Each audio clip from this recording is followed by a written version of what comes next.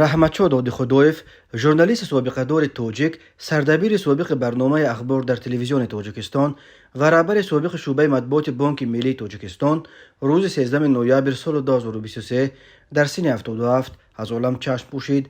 درباره علت مرگ ژورنالیست خوشنام چیزی گفته نشده است، ولی قبلا خبر آمده بود که رحمتشاه دادخدویف چند مدت باز بیمار است.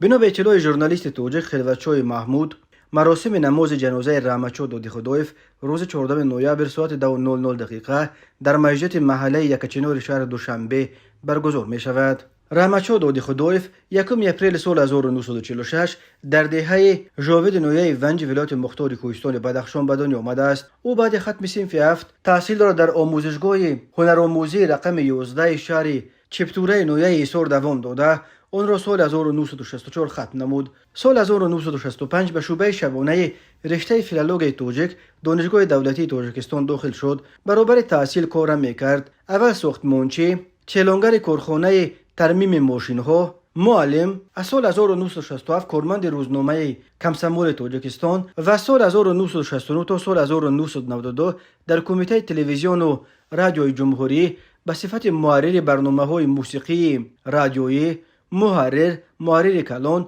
مدیر شعبه، معاون سرمحرر برنامه اخبار تلویزیون کار کرد. با تشبث او در تلویزیون برنامه‌های یافته و برنامه در زمانش خیلی مشهور نگاتیو تشکیل شد. سالهای 1992-1993 در دیوان وزیران جمهوری تاجیکستان به حیث متخصص کلان کار کرده. سالهای 1993-1995 مخبر شرکت تلویزیونی بین دولتی میر و سال 1905 تا 2010 سردار مرکز مطبوعات بانک ملی تاجیکستان و سردبیر مجله اخبار بانک ملی تاجیکستان بود. از سال 1990 سزاوار عنوان فخری ژورنالیست خدمت نشان داده تاجیکستان شده است. رحمتشاه دادخدویف عضو ریاست اتفاق ژورنالیستان تاجیکستان بود.